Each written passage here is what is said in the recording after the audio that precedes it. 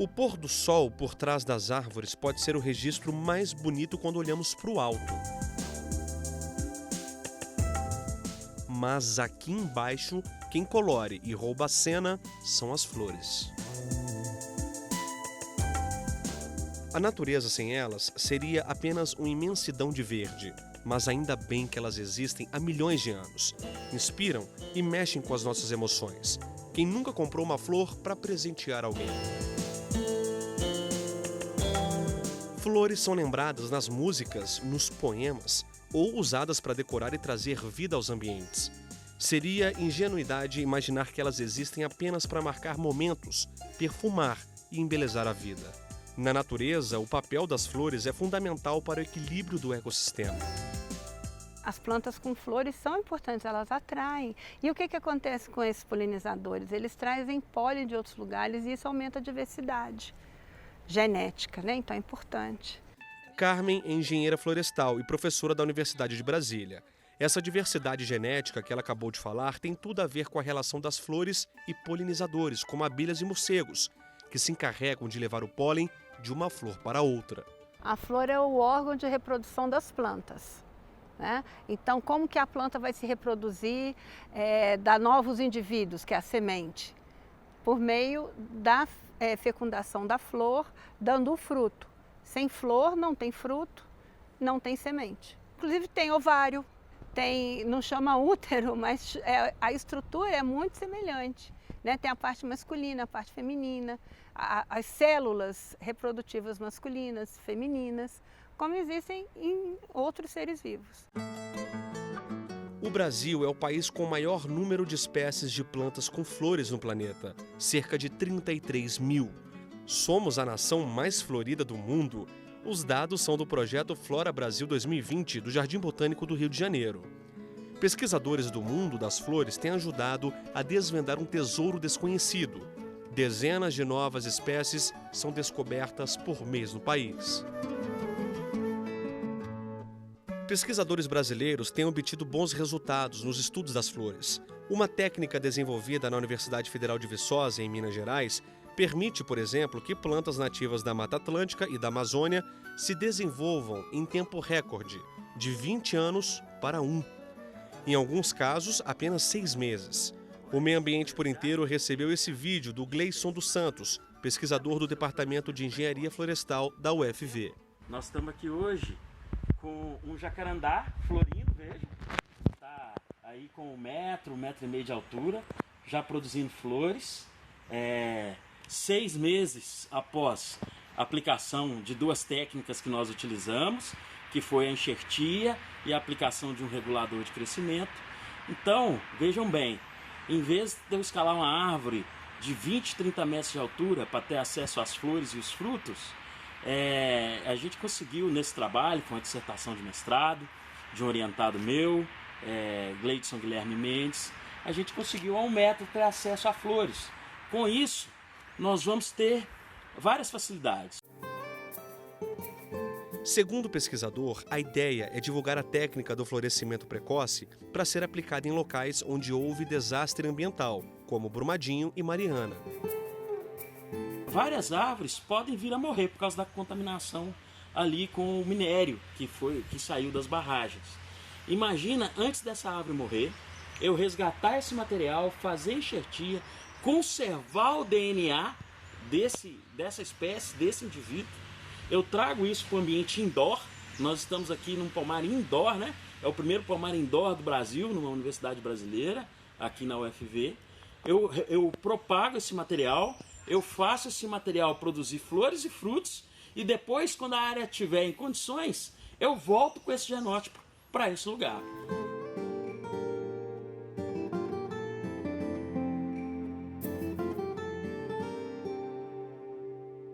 As flores podem ser admiradas pela exuberância, pelas cores vivas ou pelos sentimentos que são capazes de despertar na gente, como o amor, o perdão e a gratidão.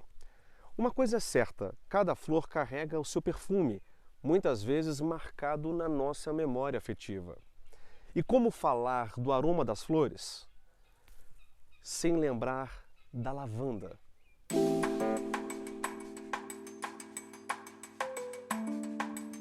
Do perfume ao tempero, a lavanda é conhecida pelos óleos essenciais usados no mundo todo. É a base de cremes, shampoos e outros cosméticos. A Rutilene conta que a lavanda na gelatina combina tanto que vira quase um banquete. Eu faço gelatina e coloco as flores, essas flores roxinhas aqui, eu coloco na gelatina. Ela é comestível. Ruth, como é conhecida, é dona desta chácara de 2 hectares no Lago Oeste, a 20 quilômetros da área central de Brasília. Ela comprou a propriedade há 15 anos, mas só quando aposentou, há 8 anos, se dedicou ao plantio das flores. Ela fez um curso de agrofloresta e escolheu cultivar lavanda e capuchinha ao lado de frutas e hortaliças. Elas entram no consórcio da agrofloresta, porque no consórcio da agrofloresta você tem que ter todos os estratos, os estratos altos, os estratos médios e os estratos baixos, né? Então elas entram no contexto de estrato, porque a lavanda, por exemplo, não passa dessa altura, a capuchinha é rasteira. Então, como as outras ervas, a gente vai fazendo experiências aqui para colocar na agrofloresta esse tipo de plantio. O plantio é orgânico, livre de qualquer produto químico, diferente da maioria das flores vendidas em todo o país. Ruth conta que a propriedade tem certificação orgânica por uma organização reconhecida pelo Ministério da Agricultura, Pecuária e Abastecimento. 15 flores de capuchinha e um maço da lavanda são vendidos a R$ 3,50 no atacado.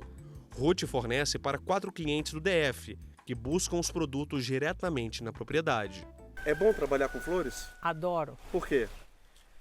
Porque me acalma, embeleza, é bonito, entendeu? É medicinal, entendeu? Só o fato de você passar um tempo aqui, passando a mão aqui nessas lavandas e sentindo o perfume, você desestressa de tudo.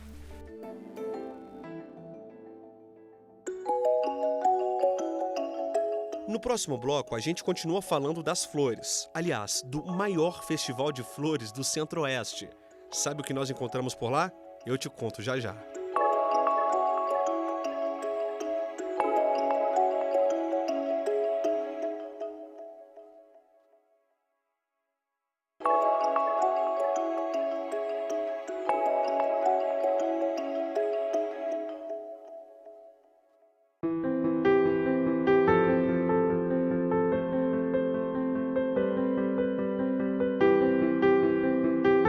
Um festival de flores é um festival de cores.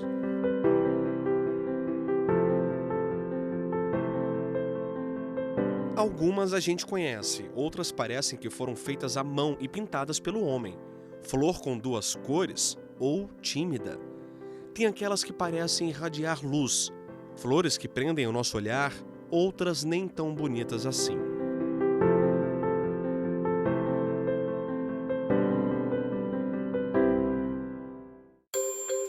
Esse Festival de Flores em Brasília é a maior feira do setor no Centro-Oeste. É promovido pela Secretaria de Agricultura, a Emater e a Ceasa. Uma oportunidade de negócios com flores, decorações, paisagismo e plantas ornamentais. Antes de mostrar o que encontramos aqui, paramos para conversar com a Lousilene, engenheira agrônoma e coordenadora do Programa de Floricultura da Emater. Ela explica que o espaço foi criado para integrar a cadeia produtiva do segmento. Aqui é o lugar, nesse momento, que a gente junta, integra toda a cadeia produtiva. Eu tenho os floristas, eu tenho os decoradores, eu tenho os paisagistas e aqui eu consigo ver tudo isso de uma forma única, num único momento. E isso que é mais importante para a cadeia produtiva. Um galpão de 5.000 metros quadrados com 230 estandes, centenas de expositores. Paramos para conhecer um pouco mais sobre o cultivo de cactos e suculentas. O Distrito Federal tem sido referência nacional nesse tipo de produção. Essas vieram da propriedade da mãe da Maria Luísa e do João Paulo, na região do Pipiripau, no DF, a 63 quilômetros de Brasília. Os irmãos cresceram vendo a mãe dividir o tempo entre hortaliças e produção de cactos e suculentas. Quanto mais você gostava, mais você queria colecionar. E aí, com o tempo, foi aumentando e a gente foi vendo tanto que elas eram diferentes e lindas e cada uma de uma forma, né? Aí a gente foi se apaixonando por elas. Paixão que virou negócio de família. São 350 espécies. O toco do pé de manga que caiu na propriedade da família virou arranjo, assim como garrafas PET e bambu. Ela sempre está bonita, sabe? O ruim é que ela sempre precisa de um sol, né? A água realmente ela precisa menos do que algumas outras, mas o sol ela precisa. Maria Luísa disse que as suculentas precisam de sol. É aí que entra a história do marido dela, o Jean, de 30 anos. Ele é engenheiro da computação e desenvolveu um sistema para manter a planta com boa dose de luz solar. Aqui nós temos um vaso inteligente com sol artificial, que é essa iluminação rosa, e irrigação automática. Esse sistema foi desenvolvido para aquelas pessoas que moram em apartamento bem pequenininho, onde não há espaço para a planta pegar sol. Bom, pelo menos para suculentas e cactos, esse problema está resolvido. Essa ideia surgiu a partir do momento que eu percebi que tem muitas pessoas que deixam de comprar suculenta porque sabem que se não tiver sol ela vai morrer. Então eu desenvolvi esse sistema aqui que tem a iluminação artificial que é própria para a planta. Então com esse tipo de iluminação a planta vai resistir, não importa onde você coloca esse vaso. E ao mesmo tempo eu adicionei uma irrigação automática. A gente tem um reservatório que fica aqui embaixo, tem toda a parte de engenharia, a parte tecnológica aqui com reservatório de água e tudo mais. Temos um sensor aqui que quando eu coloco dentro do vaso e ele percebe que o vaso tá seco, ele ativa automaticamente. É tecnologia na palma da mão. O Jean conta que, com a ajuda do irmão, desenvolveu um aplicativo de celular que o usuário pode acionar à distância o sistema de irrigação. Esse é o primeiro protótipo, a gente vai desenvolver uma coisa mais bonita, pode ter uma cascata, pode ter outras funcionalidades. Então, essa proximidade com a natureza acho que é a principal vantagem. Antes da gente ir embora, Maria Luísa vai apresentar 3 espécies de suculentas. Preste atenção no nome popular delas. A criançada gosta. A gente tem algumas que, principalmente as crianças, adoram. Que é, por exemplo, a orelha de coelho, que ela lembra bastante. O nome científico é um pouco difícil, então não vou nem pronunciar, para não ter perigo de errar. Tem também a língua de gato, que parece bastante. E também uma muito linda, que todo mundo gosta, que é o colar de golfinho. Lembra muito, muito os golfinhos pulando. Cactos e suculentas são versáteis. Servem para decorar casamentos, casas ou escritórios. Cá entre nós, em qualquer lugar, vai bem. Cactos e suculentas virou uma grande mania, uma grande novidade. Por quê? Porque são plantas rústicas que aguentam sombra, sol e para o Distrito Federal o mais interessante é que ela aguenta esse período de seca, né? Então não é exigente água. Então se tornou realmente a queridinha do mercado, vamos dizer. Além de mostrar o espetáculo do mundo das flores e novos sistemas desenvolvidos, o festival resgata um trabalho antigo de pessoas que dão vida a novos produtos e ajudam a preservar o meio ambiente. É o caso do Manuel. Olha que bacana, ele retira pneus de lixões e borracharias, transforma em arranjos para plantas em forma de araras e tucanos. É isso, Léo, eu passo nas borracharias que o pessoal já me conhece e eles me cedem os pneus já. Fala, Manuel, pode levar, já está aqui e tal, e aí eu pego e levo para fazer os meus artesanatos. Não é um trabalho mole, cada arranjo demora cerca de 2 dias para ficar pronto e custa cerca de R$120. Esse é daqueles trabalhos que todo mundo sai ganhando, sabe como é? É um pneu aí que eu acho que ia passar mais de 500 anos para se decompor. A gente aproveita, faz a arte e ainda embeleza a casa do pessoal, né? Continuamos nossa caminhada por esses corredores perfumados. Paramos para conversar com a Rose. Ela apresenta as flores Sampatians, usadas para jardins. A espécie é bastante usada em São Paulo, mas na capital do país, poucos brasilienses sabem disso. Antes a gente produzia, era o empate, aí do empate originou o Sampatis, que é uma planta de sol. E ela é própria para jardins, para lugares quentes. Apesar dela ser uma planta que consome muita água, entendeu? Mas ela forma um jardim muito bonito. Sampatians são resistentes, têm 6 cores e preço acessível, R$10 cada. É um pequeno arbusto que ele fica todo ano. Então é extremamente interessante. Ele é Sampatis porque ele é mais resistente ao sol. Então, diferente da outra variedade que a gente utilizava muito aqui, que ficava na sombra, o Sampatis ele é mais resistente ao sol e ele aguenta um período maior de insolação. As flores, plantas e decorações são um mundo que pode ser visto em miniatura, graças ao terrário. Conversamos com a Joselina, técnica paisagista. Pessoa que tem pouco espaço dentro de casa, mora em apartamento, então tem uma casa pequena, ela pode também ter um mini jardim dentro de casa. Não necessariamente que você precisa ter uma área grande, né, para você ter plantas, para você ter contato com a natureza. Então, até também para tirar um pouco daquela ideia de pessoas que trazem aquelas flores artificiais, porque pensam que não podem ter um jardim dentro de casa. Há pouco falamos dos cactos e suculentas. São espécies indicadas para esse tipo de cultivo, por serem rústicas e exigirem menos água.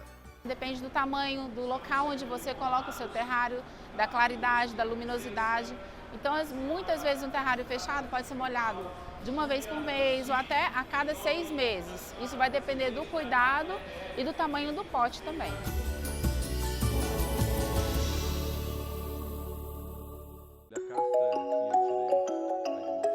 No próximo bloco, Cristiano Oliveira mostra como as flores podem ajudar a equilibrar nossas emoções. Terapia floral. Já ouviu falar? A gente volta já.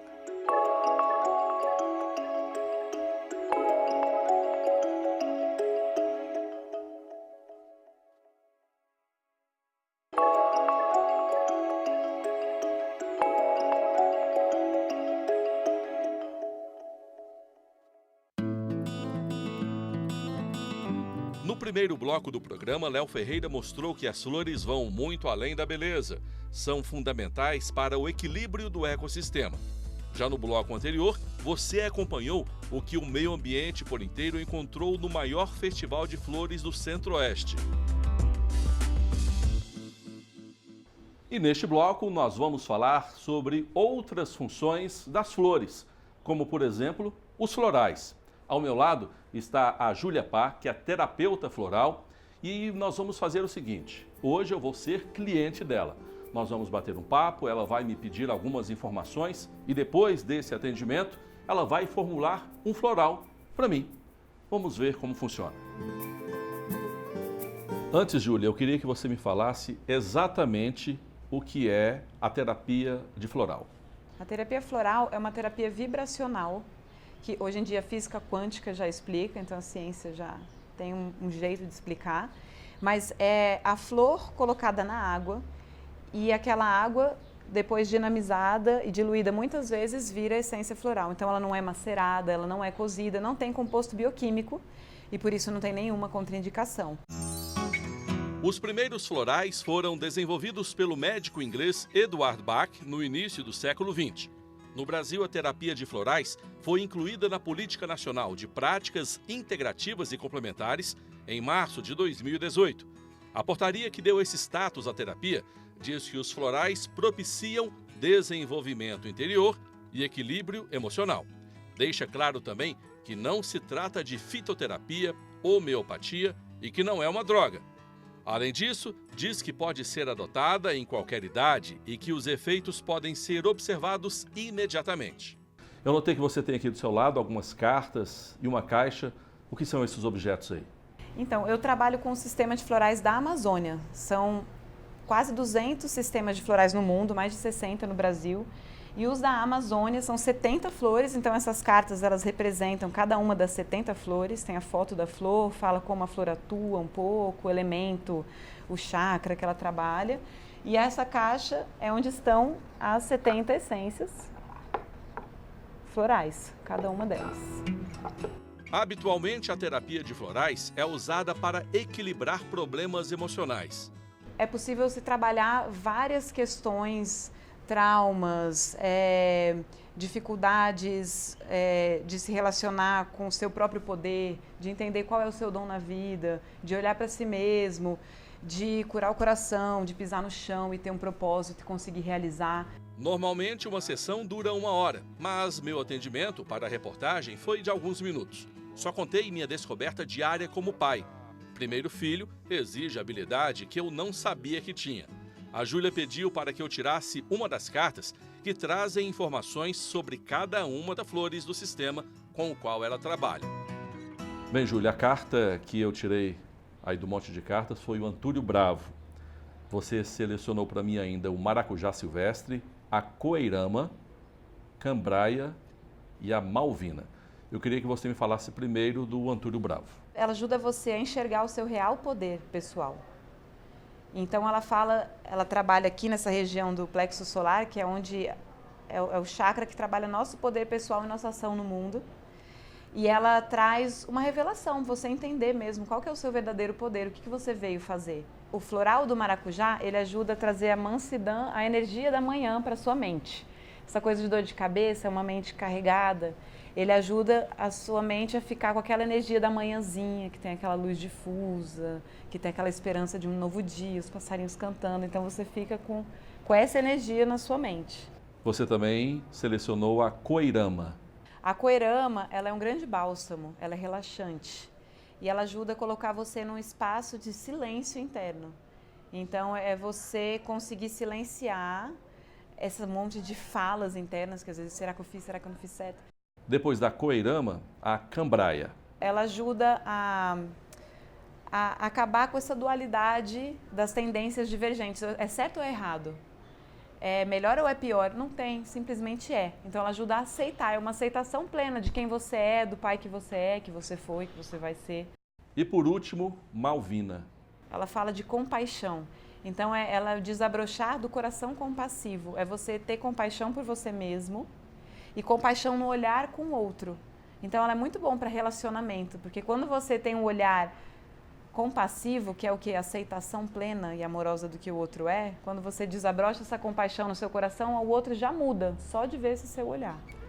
Depois de explicar a propriedade das flores escolhidas, a Júlia preparou um floral. Misturou em um frasco a essência de cada uma delas com água e álcool orgânico. Disse para eu tomar algumas gotas ao longo do dia.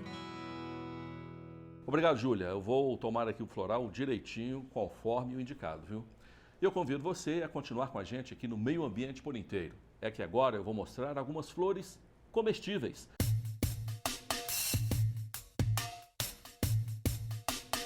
Esta é a Fazenda Água Boa da Universidade de Brasília. O Alexandre acabou de se formar. É agrônomo e cultiva as flores comestíveis em uma área de agrofloresta. Isso aí faz com que, por exemplo, a gente planta o abacate, a gente planta pitanga, a gente planta banana. Até a gente começar a colher abacate, até a gente começar a colher mamão, pitanga, a gente já está aqui colhendo flor, já está colhendo outras folhagens para salada. Então a capuchinha, como ela tem um ciclo muito rápido, ela pode apresentar uma alternativa de renda para o produtor rural, enquanto está crescendo as variedades que têm maior valor agregado, né? Ao lado das plantas mais comuns encontradas em uma agrofloresta, há essa florzinha aí, do espinafre indiano. E essa menor ainda, chamada de João Gomes. Geralmente é consumida com as folhas, mas o carro-chefe é a capuchinha. Essa flor que o Alexandre come se apresenta em algumas cores bem vibrantes. Tem alaranjada, vermelha, amarela e creme. Geralmente essas folhas, esse sabor picante, ele está relacionado com a imunidade também. Então a flor que ela é mais picante, ela tem propriedades de aumentar a imunidade. Eu já li que a capuchinha é muito boa para curar a gripe, né? A folha também é comestível, a semente. E também ela tem muitos nutrientes. Então ela te ajuda a estar mais em equilíbrio com o seu próprio corpo também. A capuchinha é rica em beta-caroteno, antioxidante e vitamina C. É até indicada para infecção urinária, falta de apetite, problemas digestivos e doenças na pele. Não quer dizer que é bom sair comendo capuchinha por aí, não. Pode haver alguma planta semelhante e você se engane. A melhor coisa é a gente fazer a pesquisa, identificar a espécie, porque pode ter uma planta que, essa aqui parece muito a flor do abacate, mas eu não sei se é abacate, pode ser manga, pode ser outra coisa. Então, a gente identificar a espécie adequada para depois fazer o consumo dela, porque realmente tem plantas que são tóxicas e se a gente acabar consumindo pode ter prejuízo na alimentação. O Alexandre conta que a capuchinha não exige muito cuidado. Ela é rasteira e se espalha facilmente. Para plantar, basta enterrar uma semente, que também é comestível, ou um pequeno galho. Bonita, é boa para a saúde, tem sabor picante e é de fácil manejo. Só falta dizer que é boa também para o meio ambiente. Para o meio ambiente é perfeito também, porque as plantas, cada planta pega um nutriente específico do solo. Então, se a gente fica cultivando só uma variedade, essa variedade vai esgotar o solo em certo nutriente. Então, a gente pode ter um melhor aproveitamento do solo utilizando as espécies de culturas diferentes.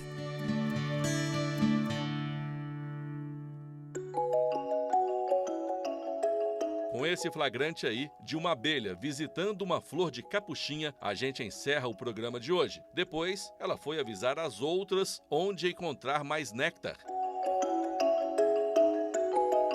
Nosso site é tvjustiça.jus.br. Assista ao nosso programa em youtube.com/TV Justiça Oficial. E nosso e-mail é meioambienteporinteiro@stf.jus.br. Um abraço e até a próxima!